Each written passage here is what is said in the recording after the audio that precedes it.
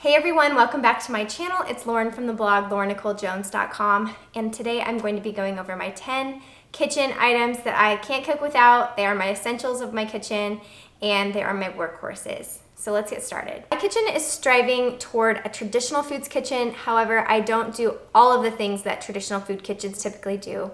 So I'm kind of in the middle, and I do a lot of food from scratch as well. And so these items that I'm going to be showing you guys are great for so many different purposes. If you're not familiar with what a traditional foods kitchen looks like, it is a lot of food from scratch. It's making your own bone broth, it's having a sourdough starter, it is having your own source of yogurt or kefir, whether you do that in an Instant Pot or in other ways. It is fermenting vegetables, making sauerkraut, doing all sorts of that kind of thing. And so for me, I only do a fraction of that stuff. I do a lot of bone broths, I do a lot of sourdough stuff, but I'm not really big into fermenting my own vegetables or making yogurt. I don't do much of that here on this channel.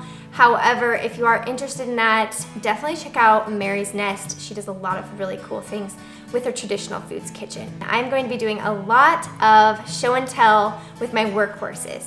This is my Vitamix blender. I absolutely love it. It's the 5200 series, and it is the workhorse of my kitchen for so many different reasons. I'm sure you've heard Vitamix and you already know. It's expensive, yes, but it's so worth the investment. I would highly recommend. If you use your blender a lot, you should definitely get one of these. I use it for soups, I use it for stews, I use it for salsas and nut butters. It's really great for nut butters, and it's great for smoothies. It makes things in a split second, whereas my other blenders would be breaking and malfunctioning, and they just got worn out over time. And so I highly recommend this Vitamix blender. And then on the same kind of wavelength for blenders, I just recently found a little hack that I have for one of my other blenders. I have two blenders because one of them we use for our wrestling camp we do every year, and I didn't want to put my Vitamix at the wrestling camp just because we use it so much at home. So for the wrestling camp, I bought this old school Oster blender, and I love it because it is glass, and so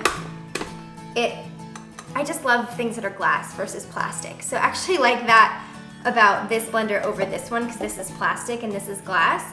But another really cool thing about the Oster blender that I never knew before is that you can actually screw off the bottom here. So for this one, I have this just simple mason jar, and you can screw on any mason jar lid like that and then put it on the blender. And that's really good for making like little sauces or marinades or dressings, whatever you want to do if you don't want to get the blender dirty. So I really like that feature on the Oster, as well as it being glass. So if you do have an Oster blender, this is also a really great product, and it has lasted us quite a while. Next up are these half-gallon mason jars. I bought these extra lids from, I believe it was Walmart. You can get them on Amazon, but they're really nice to just screw on. I put my milk in these jars. I also have so many different size mason jars that I like to use. I have this size as well. Give a little comparison as to what it looks like. And then for our drinking glasses, I have a bunch of mason jars of this size to use just as mason jars. And it's a little bit over a cup, and that's the size for this one. Just do a great job of staying eco-friendly because they're glass. I love storing food in these as well. Pantry storage is awesome. I have a lot of mason jars full of rice and beans and pasta and whatnot, and I love that they are green pantry options for you if you're looking to make your pantry look pretty. Next up is my cast iron skillet. This thing is tried and true to make so many different foods in my kitchen. I love making sourdough English muffins, sourdough pancakes, biscuits, sourdough skillets, you name it, I love making it in it. I also love doing deep dish chocolate chip cookies in these smaller pans, and they're just nice little touches to a dinner. If you have guests coming over, you can give them their own little deep dish cookie with ice cream on top, and it's just a really nice, easy way to make a chocolate chip cookie. So these are definitely a big workhorse in my kitchen, an essential item for sure, and I have the 12-inch size, the 10.5-inch size, and these smaller ones. Another huge workhorse for me are these all-clad pots and pans. I love how classic they look. They are your just everyday stainless steel, and they aren't going out of style, and they last forever. My parents have had their set for 37 years and they're still going strong and they still look amazing. So I'm so happy my mom talked me into getting these. When I was getting my wedding registry all buttoned up, she talked me into purchasing these with some gift cards we received, and I am so happy I did. I've never had to think about purchasing new pots and pans because these just go forever. So this is the All-Clad brand of pots and pans. Next is my Pyrex mixing bowls. I have 4 or 5 of these. They come in all different sizes, and they are so great for doing anything sourdough in them. I can see what is rising. I put a tea towel over at night. I do so many different things in these bowls, and I'm so thankful that they're glass because they last forever. I don't have to worry about getting new ones. They're not wearing out. They're just really nice and sturdy and durable. And I just love them for baking purposes. I think I love the fact that I can see through it and I can see what's inside, what's been mixed all the way through, and I love to watch my sourdough rise up to the top of these bowls. It's just a really fun visual for me as someone who likes to bake a lot. So these bowls are awesome, and they come with plastic lids to put on top if you're doing any kind of storage in the fridge.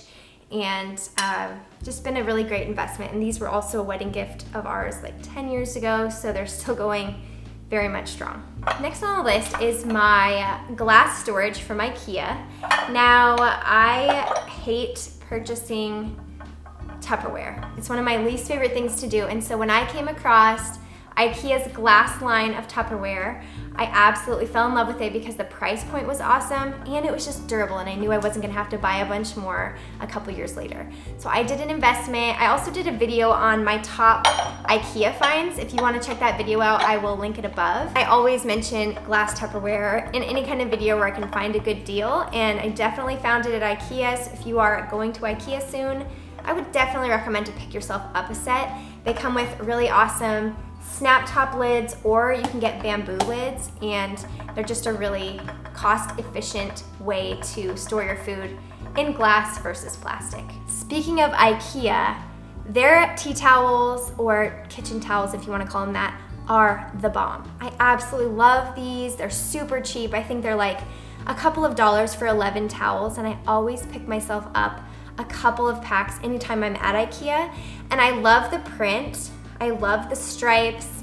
I love the farmhouse feel. It just goes really well with my house. And so these win the award for most cost-effective kitchen item. I use these all over my house, cleaning up spills, wiping down countertops, drying my dishes, you name it, these towels do it, and I just love how cheap they are. Another kitchen essential that I could not cook without is my LaCroix Dutch oven.